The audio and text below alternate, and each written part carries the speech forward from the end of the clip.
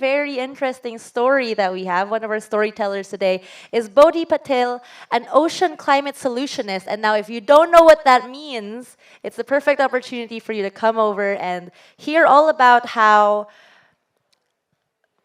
this award-winning Gen Z ocean climate solutionist is dedicated to improving ocean health and human health, which are deeply interconnected. So if that's something that you want to learn about more, come over and listen to Bodhi. Thanks, everyone. Thank you so much. This is one of my longtime heroes in the climate justice space, so thank you, Mitzi. I've been actually following her work. I'm 21 years old right now, but when I was about 18, getting more into the climate justice space, I was literally watching her videos all the time, so it's cool to grow and get to work with your heroes. And also got to meet Miss Canada tonight, Miss Turtle Island, so that's really rad, so shout out right over here. The first Métis Miss Canada, so Indigenous representation all the way. I'm going to get right into it. So, my name is Bodhi Patil. I'm an ocean climate solutionist. That means I work at the nexus between the ocean and climate. The ocean is the one entity that truly has the superpowers to reverse the climate crisis, and when we learn from traditional ways of stewardship, we can help do that. So I'm here with a delegation of 13 Indigenous leaders from all around the world. I'm talking literally every single continent besides Antarctica. And we're representing the world's view in terms of what Indigenous leaders and what traditional elders are pushing for. We have one of our Aboriginal elders right here, Wodonga from Australia. And it's been really powerful. Let's give it up for all of our Indigenous leaders. Let's go. I know it's been a long day for everyone. There's been all sorts of things that we've been doing, so the whole point of this evening and this short presentation and overview is to really get the energy up and understand exactly why the ocean has the superpowers, why Indigenous stewards are key to this mission to revitalizing the health of the ocean, and what role we all have to play in protecting the health of the ocean, because the ocean is what everyone depends on for survival. So with no further ado, let's get right into it. So I want us to all start with a big, deep breath. So go ahead, put your phones down. Even if you're recording, that's fine. Let's have a break for our phones for 30 seconds. Go ahead and put your hands on your lap. Put your feet grounded nice and steadily on the ground. Stand up if you feel more comfortable. I want you to take a big, deep inhale. And inhale your favorite color, that energy of your favorite color whenever you see it. For me, it's light blue, like the crystal blue water of the ocean. So breathe in. And breathe out everything you don't need, all the chaos of COP. And let's breathe in this time your favorite sea creature. So pretend your favorite sea creature is a dolphin, those playful, energetic creatures. Breathe that energy in. And breathe everything you don't need out. Let's do one more. I think we really need it. This time you can go ahead and on the exhale or wherever you need to feel more calm and grounded. Big, deep inhale. And exhale. Go ahead and shake it out. Feel free to open your eyes. So, we do in fact live on a beautiful blue planet. The ocean covers 70% of this earth. In fact, it's like we're all islanders. We're living on 30% of continental landmass, surrounded in the great blue ocean. Te moana nui akiva. And when we look to the great blue ocean that connects us all for answers, we can really help to solve some of the climate's greatest challenges. This is a pretty startling image.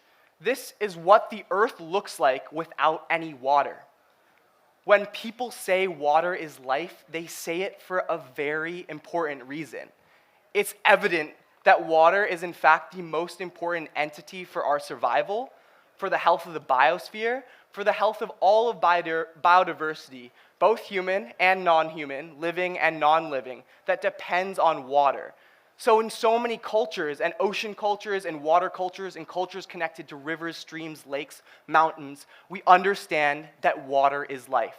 So if you're going to leave home today or leave COP with one message, make sure that you carry that water that's literally flowing through your cells. Our bodies are about 60 to 70% water, depending how much water you drink, so make sure to stay hydrated, especially during this time. And know that we're inextricably linked to the health of water. We're biologically, chemically, physically connected to water. And in fact, the same salinity of this beautiful blue ocean and this blue planet we are on is the same salinity as our mother's wombs. And so before we're even born, before we learn how to walk and take our first steps on this planet, we're actually learning how to swim. So for the folks that maybe aren't into swimming or haven't remember those first days before you even conceived of, and right when you were in your mother's womb being taught how to swim in that incredible ecosystem. So remember that we're all connected to the water. So I wanted to share a little bit about my story today and why the heck you should be listening to me or caring. Water has saved my life in many ways. I moved all around as a kid. I lived in Jakarta, Indonesia, where I fell in love with the ocean in Bali. I lived in Doha, Qatar. I lived across the east coast and west coast of Turtle Island and this beautiful, great North American continent that has a lot to teach us around traditional stewardship. And I really realized as a kid, when I moved back to Washington, D.C., where I spent middle school and high school, that I was disconnected.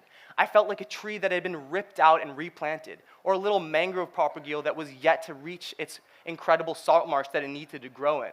And as that tree without roots, I felt a lot of anxiety. In fact, 7 in 10 young people suffer from climate anxiety. And as a 6th grader, as a 10-year-old, I also too felt that strongly in my heart. And that led to a lot of depression. However, water was the thing that saved my life. It saved me in so many ways, and I know it can be the one thing that heals us all. So today is really getting a bit more into a topic that you might have never heard of, never thought of. In fact, the ocean almost never gets representation within the COP dialogues. And this is only the 2nd year out of 28 COPs where the ocean is a thematic area that's being prioritized on the agenda. And still, it's not enough. So we need ocean warriors like all of you here to stand up for the voice of the ocean. So today we're going to be covering creative ways to leverage intergenerational collaboration, young people with our creativity, visions, and ideas, with the expertise, mentorship, and finance of adults to leverage investment for ocean and climate solutions. And we're going to break that down.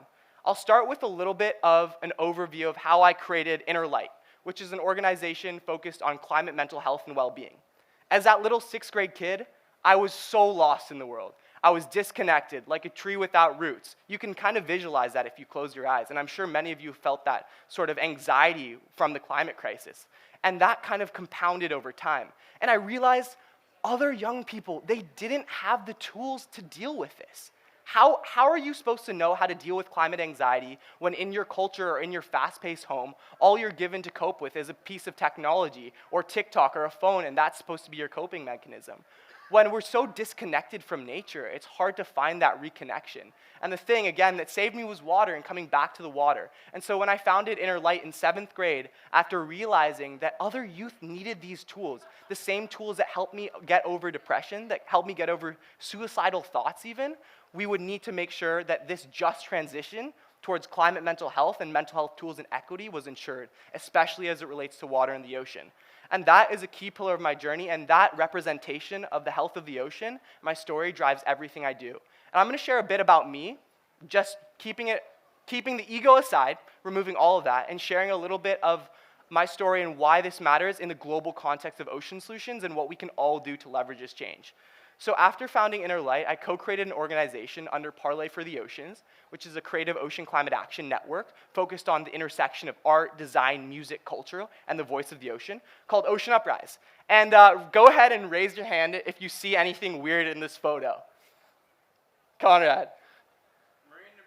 Okay, marine debris, yeah, that's obviously weird. We need to reduce marine debris. In fact, we need to stop marine plastic at the source, which is petroleum. Because anyone else mention something they might see that's weird? 10 points. Mona. A shoe, okay, that's pretty weird. These shoes are actually made from ocean plastic, and they're made from gill nets. About 90% of marine-bound plastic pollution, and marine plastic pollution is from ghost fishing gear that's found in the ocean, which wreaks havoc on the marine ecosystem. Let's try another guess. Boom, Isaiah. A tire, okay. So everyone's shouting out the obvious. Does anyone spot the black Pomeranian being held up by my friend in the back over there? Yeah, that's our climate spirit dog. So Ocean Uprise was all about leveraging community, leveraging the fun, the energy of young people to drive ocean action. We started with things that were very simple, beach cleanups and advocacy, and expanded much beyond that. And now Ocean Uprise is a community that was just started with $0. In fact, our first investment was only $5,000, and it's grown to a community of over 40 practitioners, 5,000 youth practitioners in 40 countries, and we have over 180 alumni now. And that all started out of a love and need to protect the ocean and the need for young voices to be represented within this space. This is only a drop in the bucket, and there's so many organizations growing. Another really important piece around youth engagement and advocacy of the ocean is connecting to other solutions. And so a couple years ago, after founding Ocean Uprise, I pitched to a couple climate organizations, hey, why don't you have youth climate advisory boards? Or hey, why don't you have a climate advisory board that has a young person, a person of color, an indigenous person, a representative of the issues you're trying to solve on it? Doesn't this seem a little bit strange? And they're like Symbrosia Seaweeds, who uses seaweed to reduce methane emissions by over 85%, led by a Turkish-American, incredible young female innovator, said, hey, let's start a new industry standard.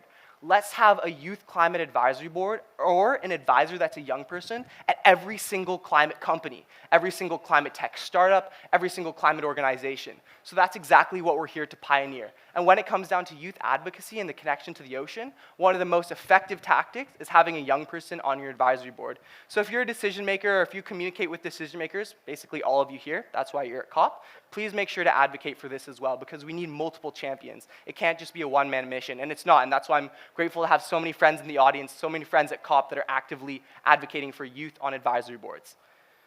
So I know this is a bit of a wild journey, and we're kind of covering a lot because in 15 minutes, what the time I got, people keep me posted on time because I will keep going. We wanted to cover a lot of things. And so the blue economy is really critical to this journey and this mission, and a lot of people don't know about it. Raise your hand if you've heard the term blue economy before. Okay, so I would say like 39% of you. Just kidding, I don't know how to do that math that quick. So the blue economy basically means a sustainable ocean economy. The blue economy is a space where maritime resources, fisheries, mangroves, different sources of aquaculture are being used in a way that can be regenerated over time. Unfortunately, currently we don't have a sustainable blue economy. The ocean is suffering for so many reasons, from marine plastic pollution to overfishing to extreme heat. The ocean is really taking a toll. And that's the importance of young people stepping up for the voice of the ocean, to leverage our relations as youth, to leverage our platforms as youth, to make sure we are able to build regenerative blue economies. The blue economy is also the fastest growing economy on the planet. Yes, you heard me. Go ahead and look it up. The blue economy, by statistical measures, is one of the fastest growing economies on the planet. And that's why we need to focus on regenerating the health of our ocean if we're going to meet the just transition, if we're going to meet a 1.5 degree future, if we're going to phase out fossil fuels. The blue economy is critical. I'll give you one more stat. 90% of everything you see around here today was shipped across the ocean. The ocean connects us all. It's the reason why we have our products that we're literally physically on right now, where your butts are sitting in your chairs or the turf that you're standing on. That is not real glass. It's really important to understand that the ocean really connects us all and builds up this healthy situation where we can truly regenerate here. So that's what we're going to uncover today. So in terms of global movements, there's some really key characteristics happening within the blue economy. There's blue natural capital. Raise your hand if you've heard of blue natural capital, blue carbon, or anything like that. What? Okay, so 5 people, wow. So blue natural capital is basically anything in the ocean that is able to produce a carbon sequestrating value or has an ecosystem service or has cultural provisions that it provides. So you can think of things like mangroves. Some people don't like to because they're smelly, but I think they're the really unsung heroes of the climate. You can think of things like seagrass, salt marshes, kelp forests, and other estuarine environments that are critical. Blue natural capital is also worth multi-trillions of dollars. However, right now, it's not being accounted for, it's not being evaluated, and it's not being cared for by its traditional habitants and by the governments that make sure blue natural capital or blue carbon ecosystems are thriving. We're on this mission to protect 30 by 30. Raise your hand if you've heard of the 30 by 30 campaign. I hope to see everyone's hand raised. All right, that's way more of you. So if protecting 30% of the ocean and 30% of land by 2030 is really imperative in this vision as well. I'm going to keep it moving because I still have a lot more to cover. I'm going to go quick. Someone please do keep me posted on time. Climate, mental health, and well-being, connecting back to that story of light, of connection, of how we all lose connection a lot of the time, of how Gen Z, my generation, is actually suffering from a disconnection crisis, where we're not connecting to the spaces our ancestors have stewarded, where we're not connecting to the places that are helping our planet survive. We need to reinvent this connection and make sure that technology can facilitate stronger intergenerational connections and our connection to our own health and well-being through nature.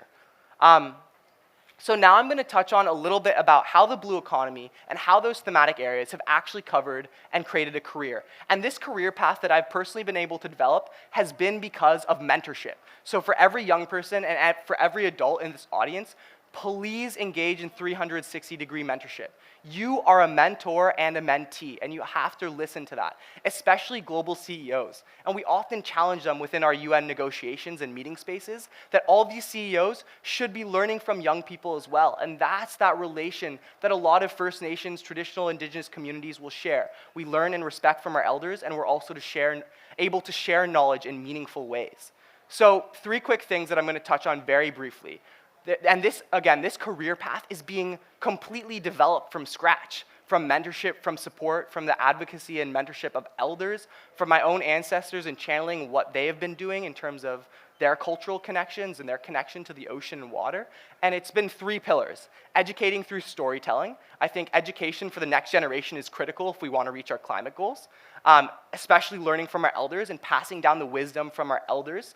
This is a quick story about how we were able to declare a deep seabed mining moratorium in Canada. Deep sea mining is an emerging field that hasn't actually started yet, and we have the potential to stop this really incredible threat to the ocean and the health of the ocean before it even begins. So if you don't know about deep sea mining, I encourage you to find me later and ask a bit more. And we need to make sure we stop this. So with Indigenous leaders from all around the world, in my backyard in Vancouver, British Columbia, we were able to stop Canada 5 days after this protest and this event with the global capital of a deep seabed mining organization. I'm not going to go into details. It might bore you. To me, it's like the coolest thing ever that we're able to change policy on an international and national level. And that's what we were able to do in terms of deep seabed mining. And then there's also sharing and advocating with our elders and with people in decision-making spaces. You might know this guy. He's pretty cool. Yeah, Moana over here does. She's actually a 7-year-old and the youngest member of our Indigenous Wisdom Keepers delegation. Want to give everyone a wave? Woo-hoo! And so channeling what we're able to do intergenerationally and making sure that now the UN Secretary General has a youth advisory group, that many of us are here friends with the youth that are part of it, making sure we're sharing knowledge and leaders in power are listening, truly listening. It's beyond a seat at the table, it's moving to joint decision making. Just keeping this expedited, because I made this presentation on the Metro this morning to make sure that it would fit the needs. Inspiring action. I think it's really important that we all learn how to inspire action. How are we mobilizers for change? And so a really quick thing, what we were able to do in multiple conferences and events, again with this deep seabed mining moratorium, was to push for a global campaign. A campaign that actually led to countries all around the world, now 29 to be precise, to declare a moratorium on seabed mining, to protect our common heritage site, which is the ocean. Does anyone know anything about the deep sea and its power and connection? Do you think the deep sea is important? Raise your hand. All right, okay, so everyone thinks the deep sea is important. God, great, that was a leading question. The deep sea is it's our ancestor. In fact, all of life emerged from the deep sea. The coral polyp, or Po, the polyp of a coral, which is basically what the coral is able to feed on. I won't go into corals either. That's another story. That's what I'm obsessed with and in love with as well. Emerged from the deep sea. And as this polyp emerged from the deep sea, it created all life on the planet. So our deep sea is our common heritage site. And connecting it back to this moratorium, in order to protect and preserve the future of our planet, of our blue planet that we all know we are living on and all a part of, and depending on for oxygen for life, we need to make sure we stop these highly extractive and polluting industries underwater that oftentimes don't get the attention they deserve. So with Indigenous leaders and leaders across government and the planet, we helped to stop this. And that was all youth-led, all community organized, all led by universities and students. That is the power of organizing. This is boring, so I'm not going to touch on it right now. But basically, we have to stem the tide of pollution upstream, and that also incorporates the Malkata Makai approach, which is mountains to ocean approach in terms of management. And the third thing is accelerating impact, both with multilateral, multi-governmental IGOs, NGOs, academic institutions, climate investment companies, firms, and different protocols around Indigenous stewardship that are represented within the COP space. And I just wanted to share a little story about another important concept. Has anyone heard of the High Seas Treaty? Woohoo! All right, so about 28.5% of you. Quick polling. So basically, the High Seas Treaty is a treaty to protect biodiversity beyond national jurisdiction. And it's a BB&J treaty. So what that means is the high seas is all the area beyond a country's EEZ. So sometimes a country has about 200 nautical miles circumference around its island or off its coast that it's under its jurisdiction within the ocean. But the BB&J is all about the areas that are global commons. No one owns the high seas, the areas so remote and so hard to get to that only some of us have gotten to experience in our lifetimes. And so we need to protect it. However, the high seas have been pretty much plundered for all of my lifetime. We've seen fish stocks deplete. We've seen changes in marine chemistry and marine environments. And so advocating for the protection of the high seas has been imperative. And so what we were able to do, thousands of young people, which culminated in a 6-minute talk in front of 150 leaders from all around the world, was advocating for a high seas treaty, advocating for countries around the world, government leaders, organizations, and industry to call on the protection of the high seas, which has taken 21 years, my entire lifetime, to write a treaty. And so during that talk, I encouraged world leaders to really expedite the process at which they operate. And now youth organizations like Sustainable Ocean Alliance, Earth Echo, Ocean Uprise, and hundreds of others are helping to accelerate this process as well. 2 days after that, no, actually, the morning after, the UN, declared a high seas treaty open for signatories. And that day, over 80 countries signed on to the high seas treaty. Now there are 89 countries that signed on. I'm not saying youth advocacy was the reason why the high seas treaty was created, but it sure as heck expedites these processes that normally are on geological epoch timescales that we need to change, because the dinosaurs that are in power now need to get their butts in gear, to put it lightly. So really wrapping up here and focusing on the power of intergenerational collaboration, long-term sustainability really looks like 100-year plans. When we look to Maori elders, Maori people, like Sister Fire here, we can understand from their culture that they actually have planned for 100 years of how their youth, of how over 7 generations, like a lot of First Nations communities call it in Northern Canada, where I get to spend and go to school and learn from, is really important. And in the Maori culture, they create basically a plan with a waka, which is a canoe, and in each canoe pillar, there are 5 pillars, it's 20 years, and that's basically 1 generation, so it's kind of 5 generations. Don't mind the exact timings of the generation. And within that canoe, when everything's working in line and everything's working together, they're able to sail together, able to sail as one. And today, during the UAE UN COP presidency briefing and during a negotiation we had, I asked the COP presidency, along with other youth leaders from Yemen, Sudan, and the Global South, to create a $10 million climate justice fund that looked at the next 100 years of the needs of young people. $10 million is not nearly enough to fill the gap between youth equity and climate justice finance. However, it's a step in the right direction. And what we need now is wins. In fact, every little win adds to one of those pillars of the planks that can help us build this incredible vessel to sail forwards together. I want to recognize here the importance of Polynesian voyaging and how this connects all of the threads. Polynesian voyaging or wayfinding is ways Polynesian peoples in Hawaii and across the Pacific Triangle, or the Polynesian Triangle, have moved from island to island, connecting cultures, connecting ancestry. To me, it gives me shivers every time I think about this.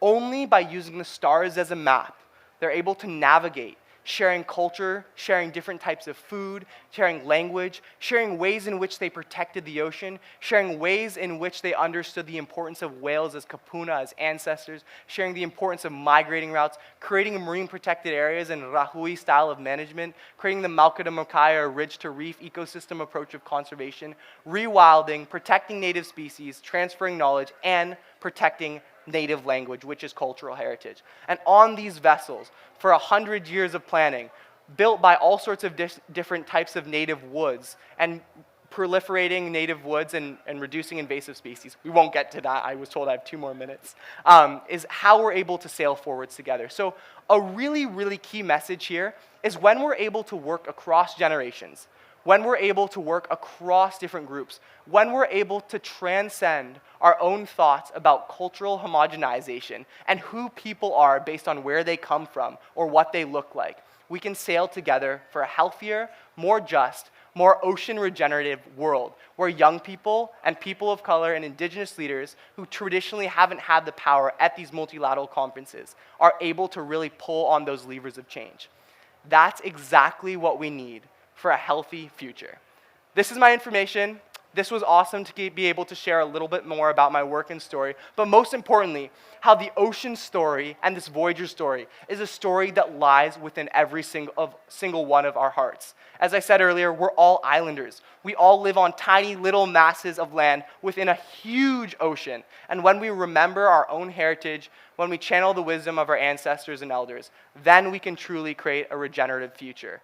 The health of the ocean is important here, and especially the health of stewards that have protected Moana forever. Thank you very much for the time and space.